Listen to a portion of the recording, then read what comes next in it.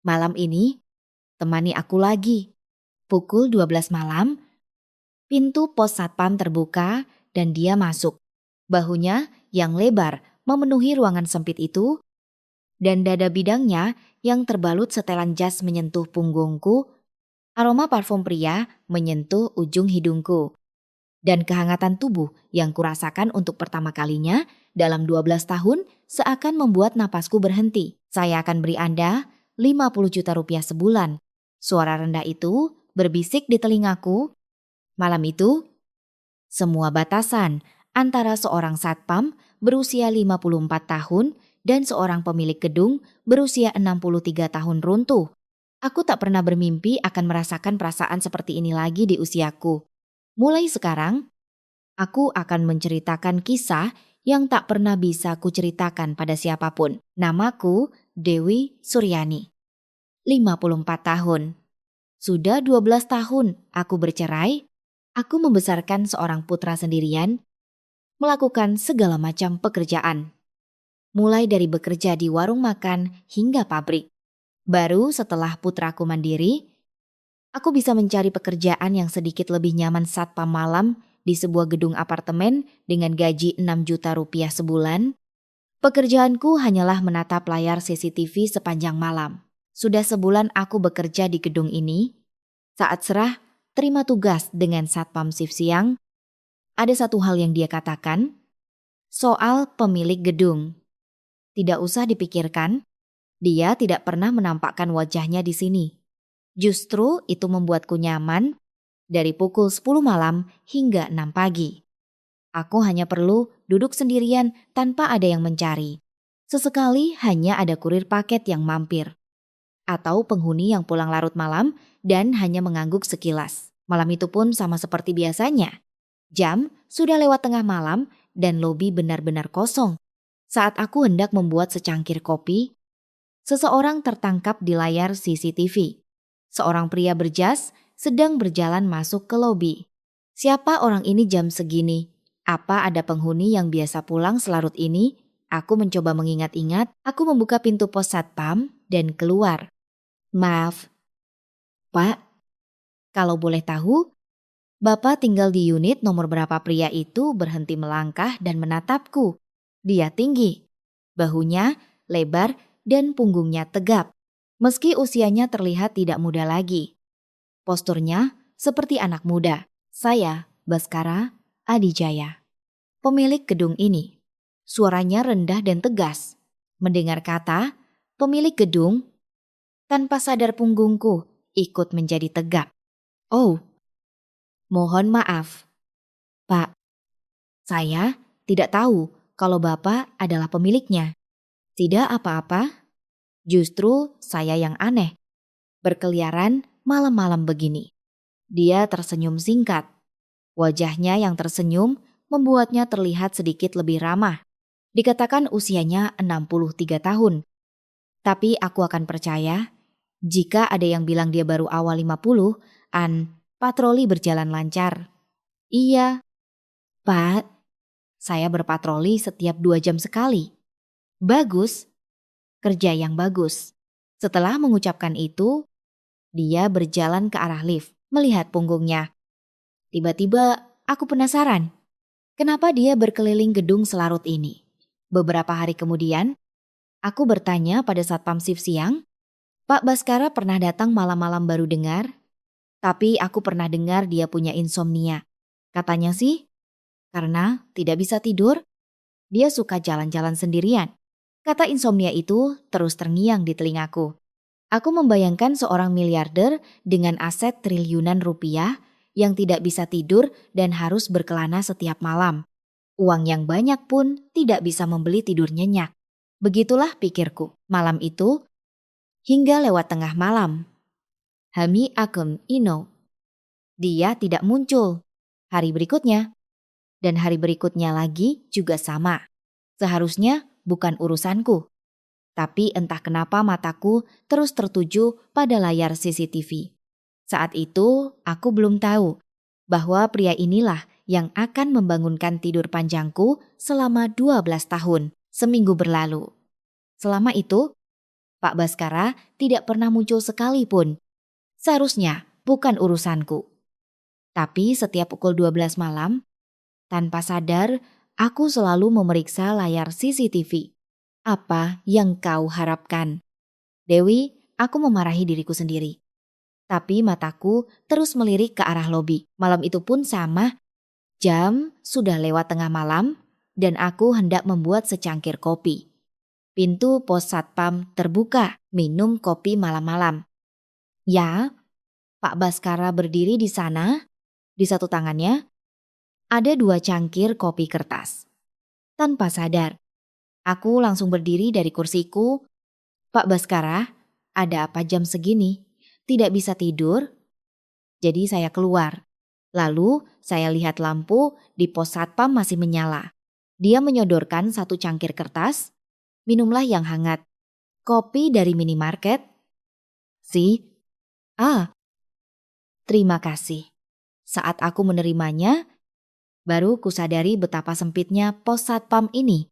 Dengan kami berdua berdiri di dalamnya, bahu kami hampir bersentuhan, dia duduk di kursi di sebelahku dan bertanya, "Sudah berapa lama bekerja di sini?" "Baru sebulan lebih sedikit."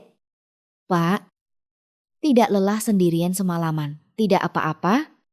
"Pak, kalau sudah terbiasa, justru nyaman." Saat kami berbincang, lengannya menyentuh bahuku. Aku bisa merasakan kehangatan tubuh pria di balik kain jasnya. Aku sedikit terkejut dan menjauhkan tubuhku, sensasi yang kurasakan untuk pertama kalinya dalam 12 tahun. Ada apa denganku? Jantungku berdebar kencang. Mungkin menyadari hal itu, dia sedikit menggeser tubuhnya. "Maaf membuat Anda tidak nyaman di tempat sempit ini." "Tidak, Pak, tidak apa-apa." Keheningan yang canggung menyelimuti kami. Dia menghabiskan kopinya dan berdiri. "Kalau begitu, selamat bertugas." "Baik, Pak." Hati-hati di jalan. Pintu tertutup. Dan aku duduk termenung untuk waktu yang lama. Kehangatan di bahuku masih terasa malam berikutnya. Saat jam lewat tengah malam, pintu pos satpam terbuka lagi. Malam ini tidak bisa tidur lagi. Pak Baskara berdiri di sana lagi. Dengan 2 cangkir kopi di tangannya. Lagi. Aku terkejut dalam hati. Tapi entah kenapa perasaanku terasa aneh. "Terima kasih, Pak." Kali ini, dia duduk lebih dekat di sebelahku. Saat dia menarik kursi hingga sejajar, lutut kami hampir bersentuhan. Saat dia menyerahkan kopi, ujung jari kami bersentuhan. Tangannya hangat, mata kami bertemu. Dia yang pertama kali membuang muka, kalau sendirian di malam hari, biasanya melakukan apa? Hanya melihat CCTV. Sesekali membaca buku. Buku apa? Akhir-akhir ini sedang membaca buku esai. Tulisannya pendek-pendek. Jadi saya suka. Dia mengangguk. Percakapan terus berlanjut. Meski canggung, aku tidak merasa benci. Kenapa dia datang setiap malam? Aku penasaran. Tapi tak berani bertanya. Malam itu pun, setelah duduk sekitar 30 menit, dia berdiri. "Besok saya datang lagi." Kata-kata yang diucapkannya sambil lalu itu terus terngiang di telingaku. Aku ini juga seorang wanita. Apa aku boleh merasakan debaran seperti ini? Pikirku. Sudah 12 tahun lamanya. Jantungku berdebar karena seorang pria seharusnya tidak begini. Kepalaku tahu, tapi hatiku tidak mau mendengar. Sejak saat itu, tanpa sadar, aku selalu menantikan pukul 12 malam. Sejak saat itu, setiap malam menjadi sama. Tepat pukul 12 malam. Pintu pos satpam pasti terbuka. Pak Baskara selalu muncul dengan 2 cangkir kopi. Waktu yang awalnya canggung, perlahan menjadi akrab. Patroli hari ini melelahkan. "Tidak, Pak. Sama seperti biasa. Isi percakapan kami tidak ada yang istimewa. Obrolan cuaca. Obrolan gedung. Terkadang kami hanya diam sambil menyeruput kopi. Anehnya, Aku tidak merasa tidak nyaman. Justru, waktu itu menjadi saat yang paling kutunggu-tunggu setiap hari. Malam itu adalah malam di minggu kedua. Jam sudah lewat tengah malam. Tapi Pak Baskara belum juga datang. Apa hari ini dia tidak datang? Dengan perasaan sedikit kecewa, aku keluar untuk berpatroli. Aku mulai dari lantai 1. Perlahan-lahan berputar. Lalu naik melalui tangga darurat. Di tangga lantai 3, aku melihat bayangan seseorang. Itu Pak Baskara. Dia duduk di tangga sambil memegangi pergelangan kakinya. Pak Baskara, Bapak tidak apa-apa? Oh, Bu Davi. Sedang patroli. Ya, iya. Tapi, kenapa dengan pergelangan kaki Bapak sepertinya salah melangkah di tangga? Agak terkilir. Wajahnya meringis kesakitan tanpa sadar. Tanganku terulur. Bisa berdiri, mari ke pos satpam. Saya akan berikan plester pereda nyeri. Aku memegang lengannya dan membantunya berdiri. Aku bisa merasakan lengan bawahnya yang kokoh di balik jasnya. Karena perbedaan tinggi kami, berat tubuhnya bertumpu di bahuku. Aroma parfum pria menyentuh hidungku. Aku membawanya sampai ke pos satpam dan mendudukannya di kursi. Aku mengeluarkan plester dan antiseptik dari kotak P3K. Buka kaos kakinya. Pak, biar saya lihat. Tidak apa-apa. Tidak perlu sampai segitunya. Sudah? Diam saja. Aku sendiri yang melepaskan kaos kakinya. Pergelangan kakinya sedikit bengkak. Saat aku menempelkan plester, tanganku tanpa sadar bergerak ke arah betisnya. Otot betisnya yang kencang terasa di telapak tanganku. Sulit dipercaya usianya 63 tahun. Katanya dia berenang setiap pagi. Sepertinya itu benar. Saat aku memijatnya, napas Pak Baskara menjadi lebih berat. Aku mengangkat kepala dan dia sedang menatapku. Aku tak bisa mengalihkan pandanganku. Apa yang sedang kulakukan? Tanganku gemetar. Saat aku hendak menarik diri, dia memegang tanganku. Terima kasih. Bu Davi, jantungku seakan jatuh. Kami hanya berdiam diri seperti itu untuk waktu yang lama. Dengan tangan kami masih bertautan, aku harus melepaskannya. Tapi tak bisa. Tangannya hangat. Dan kehangatan itu seolah menyebar ke seluruh tubuhku. Apa? Apa sudah lebih baik? Aku bertanya sambil akhirnya menarik tanganku. Suaraku bergetar. Ya, berkat kamu, sudah jauh lebih baik. Ucapnya sambil berdiri. Besok saya datang lagi, pintu tertutup. Dan aku hanya bisa terpaku di tempatku untuk waktu yang lama. Kehangatan telapak tangannya masih membekas. Sentuhan saat aku memegang betisnya. Momen saat mata kami bertemu, semuanya terus terbayang. Seharusnya tidak begini. Malam itu, aku tidak bisa tidur. Perasaan yang kurasakan untuk pertama kalinya dalam 12 tahun, keesokan siangnya. Seperti biasa, aku datang lebih awal untuk shift malam. Saat aku masuk ke pos satpam, seorang pria asing berdiri di sana, usianya sekitar akhir 30-an, mengenakan setelan mahal dengan raut wajah yang dingin. Anda Ibu Dewi Suryani? Kan iya, ada yang bisa saya bantu? Saya Rendra Adijaya, putra dari Bapak Baskara Adijaya. Mendengar dia adalah putra Pak Baskara, aku menjadi tegang. Dia menatapku dari atas ke bawah, lalu membuka mulutnya. Saya dengar ayah saya sering kesini setiap malam. Itu, Pak Baskara punya insomnia, jadi sesekali mampir, sesekali dia mendengus. Saya sudah periksa CCTV, beliau datang setiap malam jam 12 dan baru pulang subuh. Apa itu yang disebut sesekali? Aku tak bisa berkata-kata. Dia melangkah mendekat, saya akan bicara terus terang. Jangan dekati ayah saya. Saya tidak. Saya tahu semuanya. Wanita seumuran Anda, kenapa mau berbaik hati pada pemilik gedung kaya raya? Pasti mengincar hartanya. Kan, pikiranku menjadi kosong. Wajahku terasa panas. Aku merasa hidupku yang telah kujalani dengan kerja keras selama 12 tahun ini dinodai hanya dengan satu kalimat, "Saya bukan orang seperti itu." Orang yang bilang begitu justru yang paling menakutkan. Saya sudah peringatkan, jadi urus diri Anda baik-baik.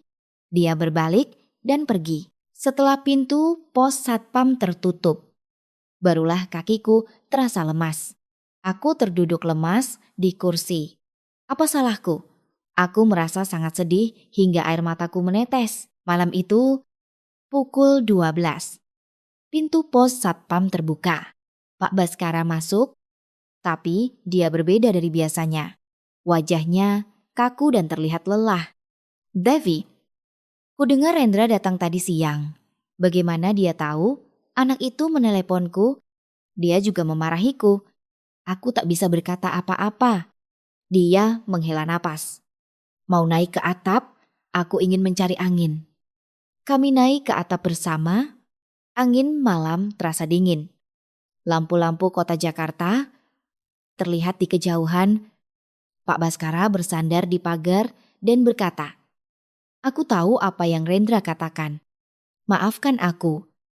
"Devi, tidak apa-apa, Pak." Dari sudut pandang putranya, itu wajar. Wajar apanya suaranya bergetar. Semua karena harta. Kedua putraku seperti itu. Mereka tidak peduli bagaimana ayahnya hidup. Hanya khawatir hartanya akan lari kemana. Ini adalah cerita yang baru pertama kali ku dengar.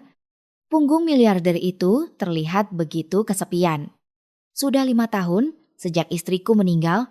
Selama itu, tidak ada satu orang pun yang tulus di sisiku. Dia menundukkan kepalanya. Bahunya bergetar pelan. Dia sedang menangis.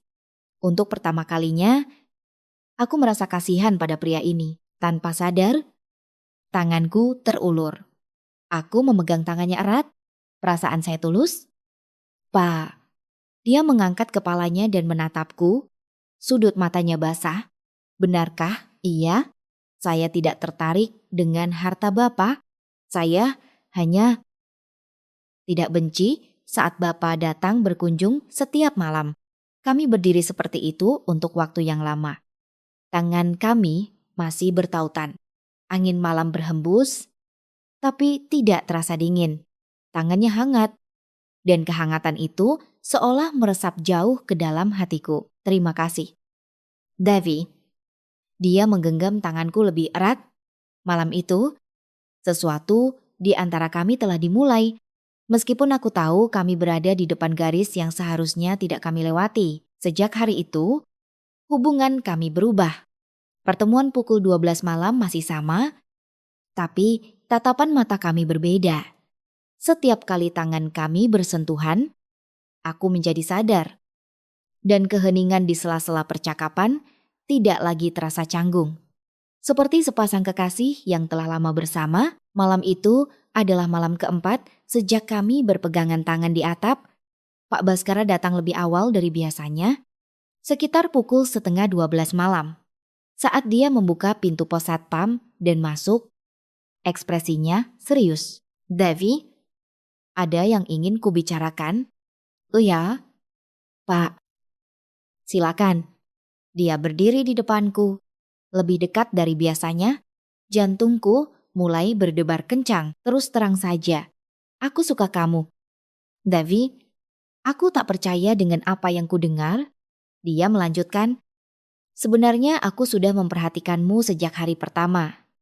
Pemandanganmu yang minum kopi sendirian di pos satpam menarik perhatianku. Kamu terlihat sangat cantik."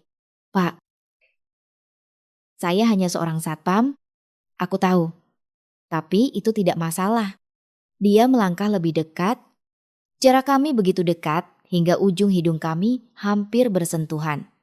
"Temani aku." Jantungku serasa berhenti berdetak. Apa yang sedang dia katakan? Pikiranku menjadi kosong. "Pak, saya satpam dengan gaji 6 juta sebulan. Saya tidak pantas untuk Bapak. Karena kamu bicara soal uang, aku juga akan bicara. Aku akan berikan 50 juta sebulan. Tidak, bahkan lebih dari itu. Apa Bapak mau membeliku dengan uang. Suaraku bergetar. Dia menggelengkan kepalanya. Bukan. Perasaanku tulus. Uang itu hanya caraku untuk menunjukkan seberapa besar hatiku. Pak Baskara. Panggil aku Baskara. Kumohon. Matanya memancarkan permohonan. Aku tak percaya seorang miliarder, pemilik gedung berusia 63 tahun, bisa terlihat begitu memelas. Apa yang harus kulakukan? Pikiranku kacau.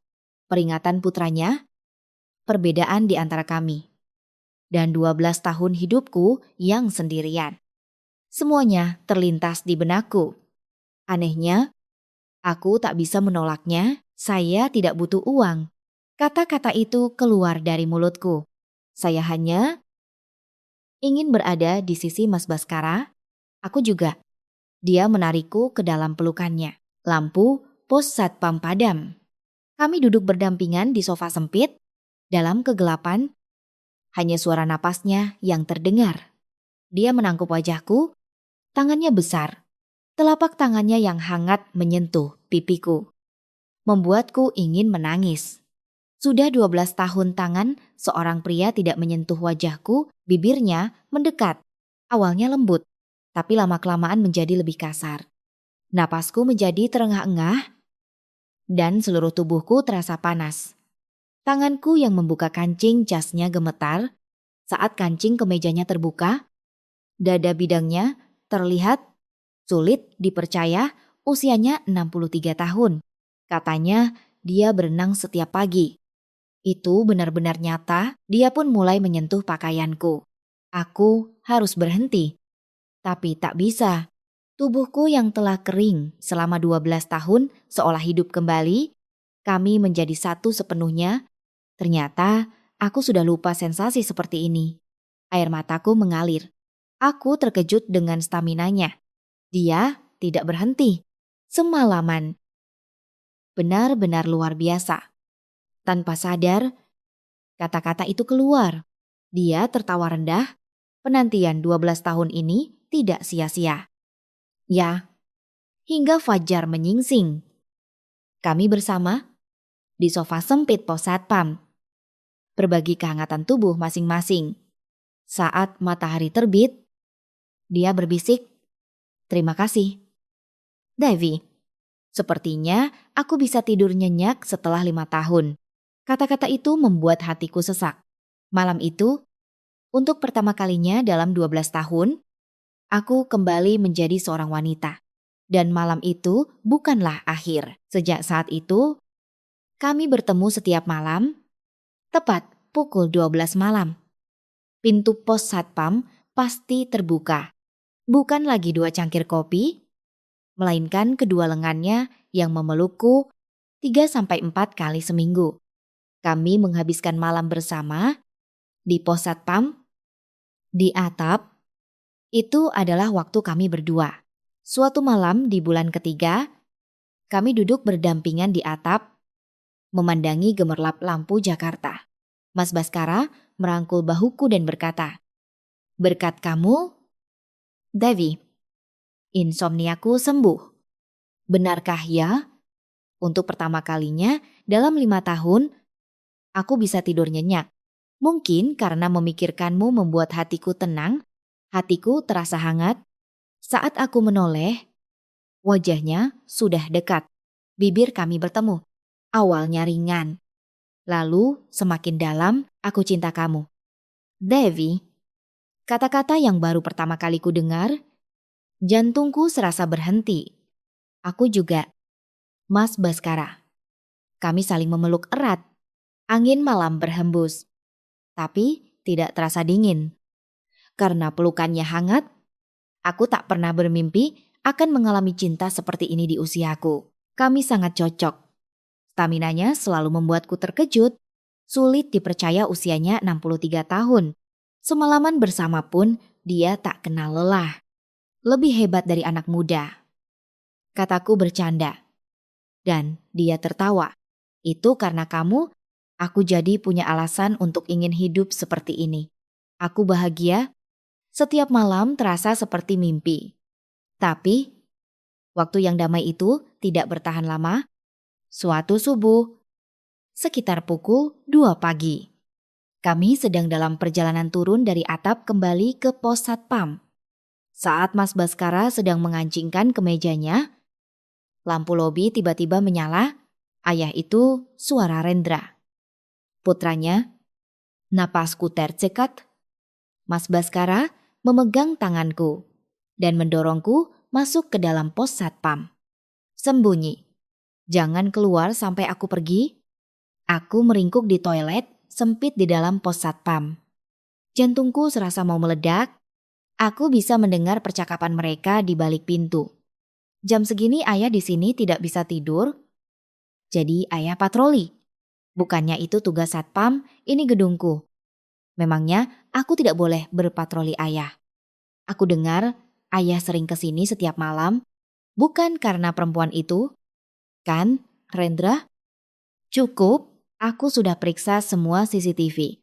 Ayah keluar masuk pos satpam setiap malam. Semuanya terekam, keheningan menyusul. Aku menutup mulutku dengan tangan dan menahan napas. Seluruh tubuhku gemetar. Ini hidupku, bukan urusanmu. Tugas utamaku adalah memastikan harta ayah tidak lari kemana-mana. Pergi suara. Mas Baskara menjadi dingin. Suara langkah kaki menjauh. Dan setelah beberapa lama, aku mendengar suara pintu ditutup. Devi. Sudah boleh keluar. Aku membuka pintu toilet dan keluar. Kakiku lemas.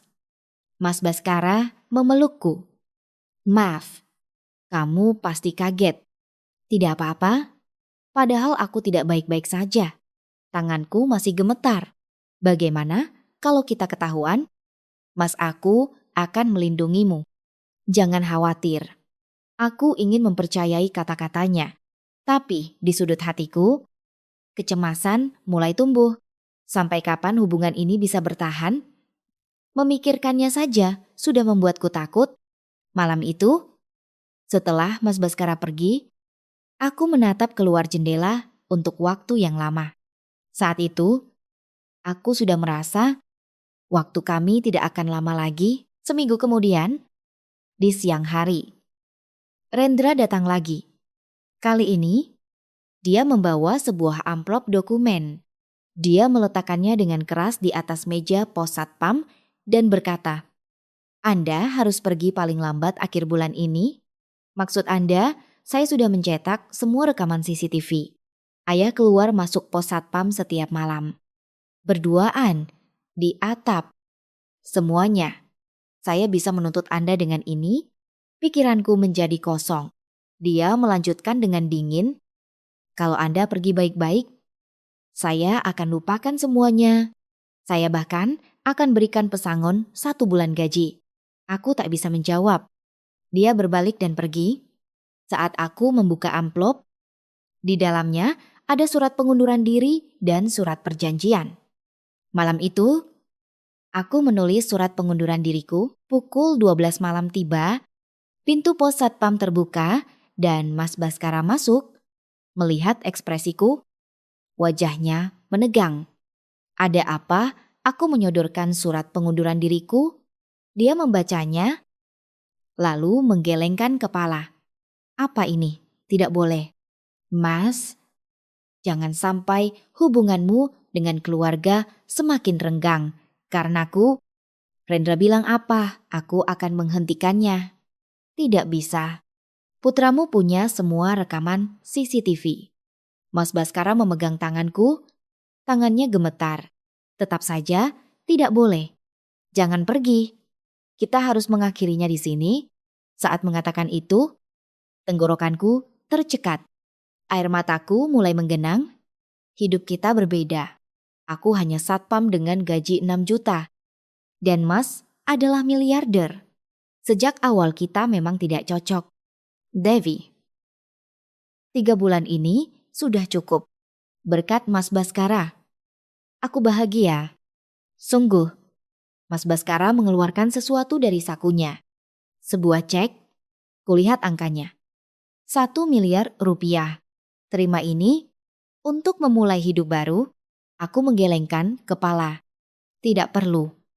Devi, kumohon, ini bukan karena uang. Aku menepis tangannya. Cek itu jatuh ke lantai. Perasaanku tulus. Mas, itu saja sudah cukup.